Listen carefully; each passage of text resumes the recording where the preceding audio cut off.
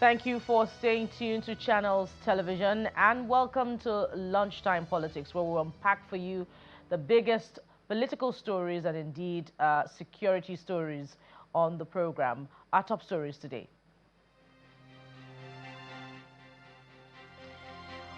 Kwara is no safe haven for terrorists. Governor Abdul Rahman Abdul Razak talks tough as he commissions newly trained forest guards in Ilorin, the state capital.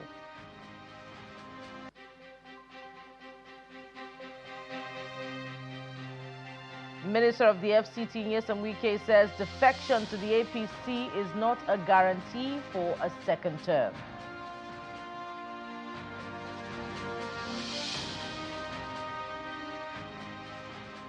Welcome once again. I am Bukola Koka here in Lagos. We begin in Kwara State, where Governor Abdul Rahman Abdul Razak has promised that terrorists, kidnappers and other criminals will find no hiding place in Kwara State. Speaking at the passing out parade of newly trained forest guards in Ilorin, the governor described the initiative as a game changer for the state's security architecture. The National Security Advisor, Malam Nuhu Ribadu, who was represented by Mr. Femi Shotayo, assures that the forest guards will be deployed immediately with strict adherence to the rules of engagement and respect for human rights. Distinguished forest guards, you're embarking on a national assignment to protect our people from criminal elements in our forests and in the entire state. Working with gallant officers and personnel of the security forces, you are to go all out to flush out terrorists, restore sanity in our forests, and keep our communities safer than ever before. Once again, I commend the President and Commander-in-Chief of the Nigerian Armed Forces for this bold policy. Accordingly, these new trained forest guards were deployed immediately to the beleaguered communities in the highlighted states, particularly around forested and ungoverned spaces. Aside from being first responders, they are expected to gather actionable human intelligence to support ongoing security operations and restore strategic presence where it has been long absent. And to some politics now, FCT Minister Nyesom Wike says joining the All Progressives Congress, APC, and expressing support for President Bola Tinubu does not automatically guarantee a governor a second term. The minister made this remark while speaking at a function in Emoha, local government area of Rivers State. Mr. Wike also emphasized that the Ikwere ethnic group must continue to play a significant role in Nigerian politics, urging his people to remain politically relevant. The Minister of the Federal Capital Territory, Nyesom Wike, is in Emoha to engage with his political supporters as part of ongoing consultations across Rivers State. He is received by the chairman of Emoha local government area, Chidi Lloyd, alongside the traditional ruler and other party leaders and stakeholders. Addressing the gathering, the council chairman reaffirms the community's unwavering support for President Tinubu and the FCT minister, saying Emoha is already in the bag. I just want to tell you that we appreciate you and that as grateful people, we will continue to follow you. Because you have not misled us, how else will we thank a man who is as selfless as you than to stand with you? Because you stand for equity, you stand for justice, and you stand for fairness. In his remarks, Mr. Wike tells supporters that the Ikwere people must remain politically relevant and should never allow themselves be sidelined in national politics. For Tinubu to resist every temptation against an Ikwere man to be Minister of FCT. When people do not want it, he said no. Let's try it on another person. And today is Ikwere man. What do we do? Is to tell him, Mr. President, you have done well. Thank you. He further cautions that merely professing loyalty to President Tinubu does not automatically guarantee a second-term ticket for any sitting governor, insisting that political agreements must be respected and clearly defined. Anybody who wants to be governor of the state, if you like, say it on your mandate. No. Agreement is what? Agreement is what? If you know. Agreement is agreement, yo. Agreement is agreement, yo. We don't need to call settlement. You can't tell me nonsense. Agreement is agreement. Agreement is agreement, yo.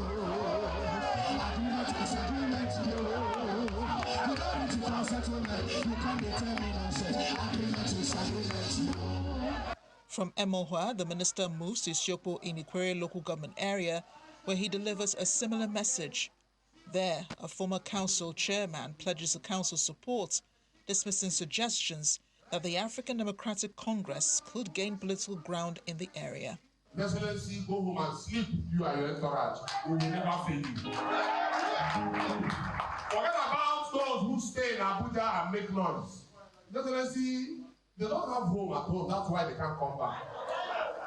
They will do their ADC in Mitama and Sokoto. With these engagements, the minister's visit appears aimed at consolidating his political base in Kwara land, even as signals from his remarks suggest that River State politics may be heading into another defining phase in the months ahead. The Chief of Army Staff, Lieutenant General Waidi Shaibu, is calling on frontline troops to enter 2026 with renewed optimism, commitment and determination, especially in tackling emerging security threats in Nigeria's northeast. The message was delivered through Major General Godwin Mutkut, the commander of the Infantry Corps, during a Christmas luncheon with troops at the Maimalari Barracks in Maiduguri, Borno State. The Christmas luncheon commenced with cultural displays and dance performances by children and indigenous groups from across the state. The theater commander joined task force on Operation Hadinkai. In his address, commended the troops for their resilience and sacrifice in the fight against insurgency in the region.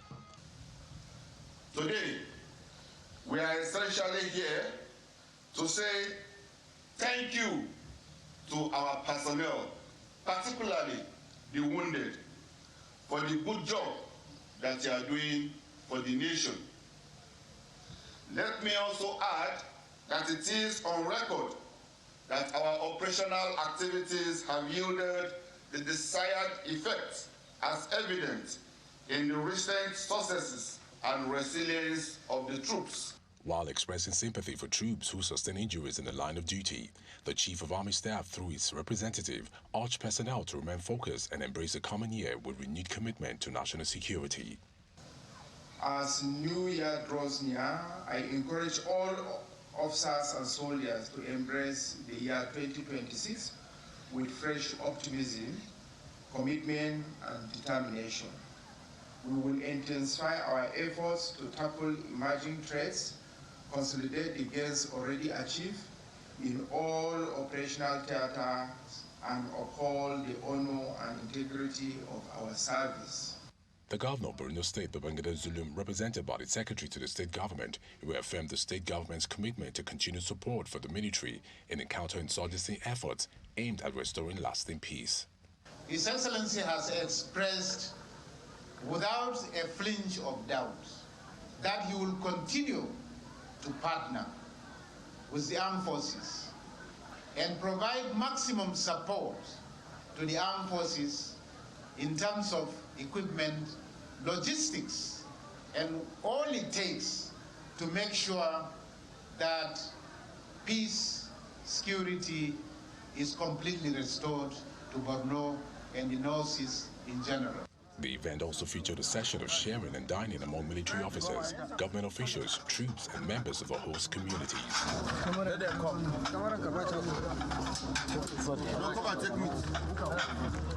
The Christmas luncheon is an annual event organized to boost the morale of frontline troops who continue to work tirelessly to restore peace and security across the country. And there's more on security. Less than 48 hours after the U.S. government launched a precision drone strike on targeted ISIS enclaves in Sokoto State, Nigeria, no fewer than 7 persons were killed after an explosion along the Magami-Dansadao local government area highway in Maru local government area of Zamfara State. Now, this raises fresh concerns on the political will of the federal government to tackle headlong the challenge of insecurity amid the ongoing debate on the priority or on the propriety rather of the U.S. drone strikes in Sokoto State. Joining us for an understanding of these concerns is security expert Dr. Yahuza Getso, who joins us virtually from Nigeria's north. Dr. Getso, thank you for joining us on the program. Thank you for having me. Good morning once again, viewers. Let's begin with the messaging on, if you like, outcome of the U.S. drone strike on Tanzania and Tambuwa local government area of Sokoto State. There are concerns that, an undetermined number of casualty is what both sides are quoting, both sides now being the U.S. government and the Nigerian government. It's been more than 72 hours after that precision strike. Are you convinced that indeed some terrorists were targeted, if there is still no evidence to that effect? Well, the reality remains left behind for us to look at the left behind questions. One, why Sokoto? There are affirmative information of presence of ISIS-linked terrorist group, which is Boko Haram and ISWAP, who also are linked to Al-Qaeda. So the question is, why not Lake Chad Basin, Borno, Yobe, a part of Taraba and Gombe and Bauchi, where there is affirmative information for quite some time about the presence of ISIS and the presence of allies of the ISIS, that is Boko Haram and others. The second question is, yes, of course, Lakura have been operating in those locations of Sokoto and Kebbi. But effort has not really been made, even though the military keep proclaiming that they were able to push them. Is it pushing them or finishing them?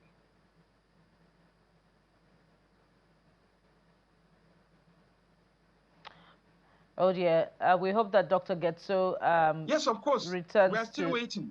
The conversation. Go ahead, Dr. Getso. We have you back now. Yes, we are still waiting to hear from the federal government a justification to why they cannot really facilitate the partnership, collaboration with the US and any other foreign allies by building the capacity of Nigerian armed forces and paramilitary, by building their capacity in terms of armament and equipment and required logistics and gadgets, even the surveillance gadgets. Yes, America is the giant of the world, and Nigeria is the giant of Africa, or even giant of underdeveloped nations. So Nigeria have the capacity. I still argue that we have the capacity, we have the ability to handle and manage our security without interference from any foreign country. I condemn in totality before we begin to talk by a foreign nation. Before we begin to talk about Nigeria's capacity, you are convinced that there is no casualty because no evidence has been provided that indeed maybe 1 or 10 terrorists were hit? Yes, of course. I have communicated down to the communities through my network, through the people I have in those areas. Yes, they saw part of Lakurawa running away on their motorbikes, but there is no iota, testable iota, for what we can present or what has been presented by either US or the Nigerian government in respect to number of people killed or any element that will show part of human being that has been found within that area. And definitely there must be a particle. One part of the human being must have been found around the area. We are still asking questions. where is that particles and where are the evidence that really terrorists has been killed in that attack? Okay. And in essence, the distance between Tambuwal as well as Tangaza local government to the to ISIS main hall in Burkina Faso or rather in Mali is more than 3,000 kilometers. So why can't the American government collaborate with Burkinabes and Malian government in dealing with them even before they cross over from Mali, from Timbuktu to Sego, from Sego to Bobo de Lasso, from Bobo de Lasso to Ouagadougou, from Ouagadougou to Kutela, from Kutela to Parakou, from Parakou to the areas of Nigeria or to some areas of Niger, and then crossing down to the areas of Sokoto. There are lots more questions to ask because I know all this periphery. I know the geography, I know the terrain, and I have been to all parts of Mali. I have been to all parts of Burkina Faso. I've been to all parts of Niger Republic. I've been to all parts of most of the African nations, and I hardly travel by air. More than 98% of my travels within Africa and Asia has been by road. So I know the places and I know the link, the geographical link.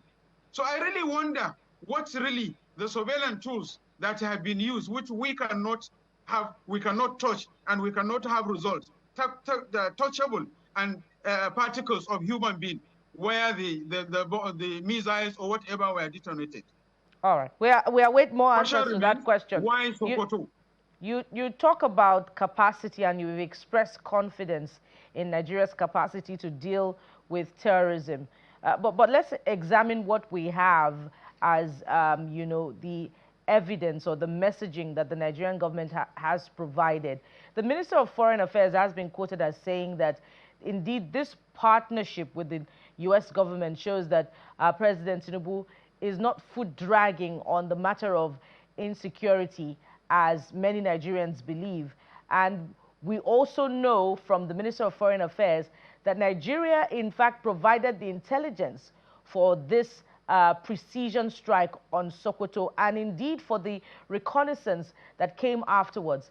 If that were the case, and that Nigeria had the intelligence and the president had the political will to you know, do this, carry out this partnership with the U.S., why didn't the Nigerian government carry out this precision drone strike on its own? Because from reports of the military, we have the requisite equipment required for such strikes. That remains my argument, because I believe and I know Nigeria have the capacity to deal with those information. 35 years before the emergence of the collaboration or partnership, as dated on the letter being published by the Minister of published and signed by Minister of Foreign Affairs, Tugar, it has been made very clear by my humble self, describing and providing necessary required informations for all the activities of Boko Haram, of Lakurawa and bandits and kidnappers along all the area border lines of Sokoto, Niger Republic, of Tangaza, Tambuwal, and all other local governments in Sokoto, Kebbi, and Zamfara, and all locations. Those information hasn't been justified, whether to prove me whether I am wrong or right. It could have been the best way for Nigeria to have handled this situation much more earlier than even waiting until the collaboration and partnership is extended to another nation of the which is the U.S. government. Nigeria have those information. I provided those informations. Whether it is correct or wrong, Nigerian security, both the armed forces and the other military security agencies could have proved those informations right or wrong. So if we have those informations, why do we have to wait until we extend a tactical? And why do we have to wait for a foreign nation to send in missiles into our country? Why can't they build our capacity and provide us with the ability to be able to handle the situation? Do we have to always wait for them to deal with what we can be able to manage? Why can't they build our capacity so that we can do it ourselves? So is questions remain. So Dr. Getso, is this a capitulation of the Nigerian government following the pressure mounted on the federal government to address insecurity concerns, expressing its own position more articulately, the constant targeting of Christians in Nigeria. So is this an admission of inability, to tackle insecurity within its own domain by the Nigerian government? Well, I will consider it as a negligence. I will consider it as a sacrifice. I will consider it as inability of government to take its responsibility of providing security for life and property. Because if they have done so, there wouldn't be even a pressure from the foreign national, from the...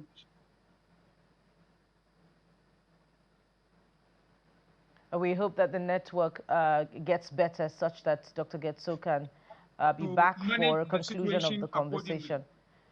Yeah, Dr. Getso, go ahead. We can hear you again. Other foreign national... Yeah.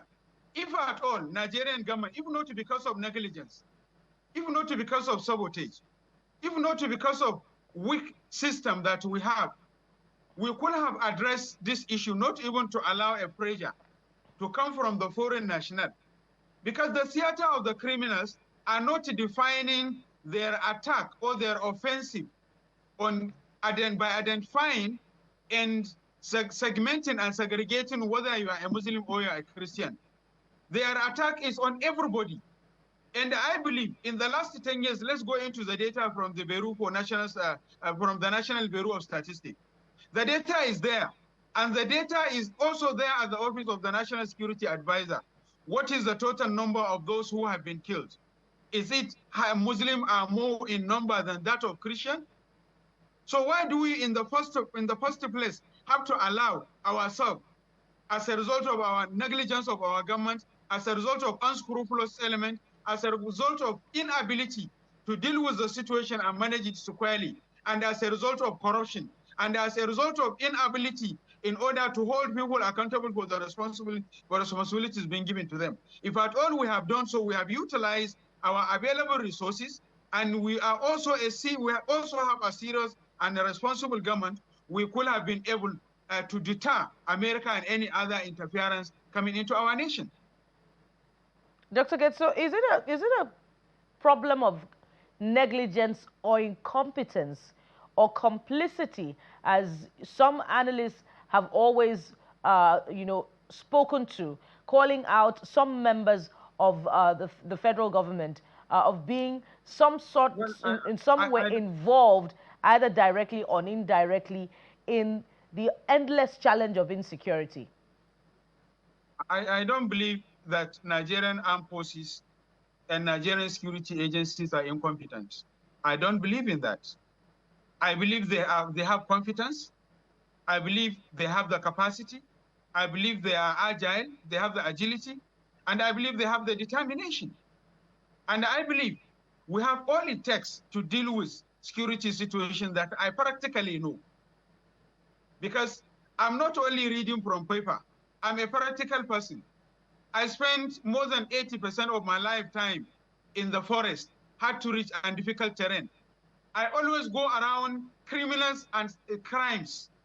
So I've taken this risk in order to generate a real and testable information. And I believe I'm working very closely with the armed forces and all the security relevant operatives. And I believe they are not incompetent. I disagree with anybody who said that our armed forces and our security are not competent. But only that, we have not been holding them accountable. And even the government itself, it have not held itself accountable.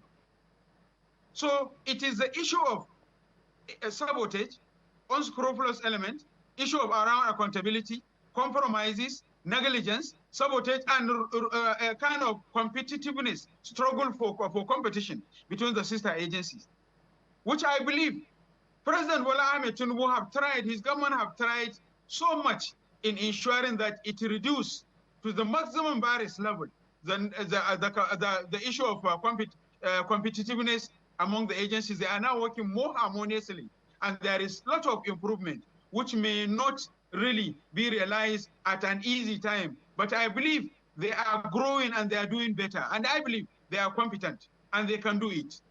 But probably They must be held accountable. Checking must be made about corruption. Unscrupulous element must be fished out. Strategic way of improving our leadership quality and political will must be availed to be realistic and practical, not political. And the reason I needed you to address the matter of complicity is that if you, amongst others who have witnessed attacks, have drawn attention on this platform also about how some security forces would withdraw, from areas that are, set for attack just hours to those attacks. And in fact, the Minister of Defense had promised, upon scrutiny on the floor of the Senate, to probe the withdrawal of troops during the attack, I believe, in Kebbi State. But let's address other related matters now. And that is speaking to the possibility of further strikes on terrorist enclaves in other parts of the country. Now, Nigeria is a sovereign country. How can her sovereignty be protected amid the possibility of more strikes on other parts of the country in the bid to fighting terrorism? Is there supposed to be some form of a defense agreement to secure Nigeria's sovereignty? Well, I think has been made very clear on the letter published by the Minister of Foreign Affairs, Nigeria's Minister of Foreign Affairs, Mr. Tugar, that Nigeria's sovereignty will be respected, and also careful examination of locations of innocent will also be also observed. So if those things are ready to be observed, and U.S. government is partnering with the Nigerian government in order to weaken the capacity of the crimes and criminals in all parts of the segmentations of the country's geographical locations, is very good. But I still remain on my position that the best way of handling it and the best way of that partnership could have been better if U.S. government will kind of build a capacity of special forces in terms of how to manage issues within the country, and also support Nigeria with arm and armament, as well as some of the missiles, so that Nigerian government can be able to hold the responsibility of being a sovereign nation and to operate totally as a sovereign state. But I think something is wrong somewhere. Nigerian government need to check itself, because even after the attack, every day, every now and then, I always provide information to all the relevant authorities at the national level, at the states level, and at the local government, and down to the community level, every now and then. As the clock moves, I always move on generating information, and I also breathe out to share those information to the relevant authority. You can see the negligence and complicity very clear, and it has been justified. Up till now, almost 3 weeks or more than that, from the time when a team withdrew from a school in Kebbi State, in Maga community, 250 children were carted away by criminals, even though they have been returned and linked back with their parents. But up till now, the question remains, who gave the instruction for the withdrawal? Who are those? Who is the commanding officer that withdrew?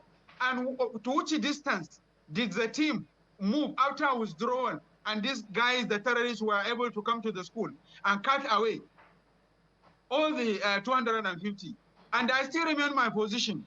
The military base in Tambuwal and that of one in Tangaza, they know those criminals who are operating, the Lakurawas and whosoever is operating around that communities. The divisional police officers of all the local governments and the local security officers, that is the representative of the DSS and the local governments, and all other military and paramilitary presence in all those locations, they know the criminal, they know where they are, they know who they are, and they know how to manage. So why? That is the justification of the complicit. That is the justification of a compromise. That is the justification of the negligence. That is the justification of unscrupulous element. That is the justification of inability to hold people accountable. All right. That would be a fine place to anchor. We must thank you very much, Dr. Yahuza Getso, security and intelligence expert. Thank you for bringing your insights to this subject. Thank you for having me. And that's it on the program. You have been served Lunchtime Politics for today. We'll be back again same time tomorrow. Thank you for watching. I am Bukola Koka. Bye for now.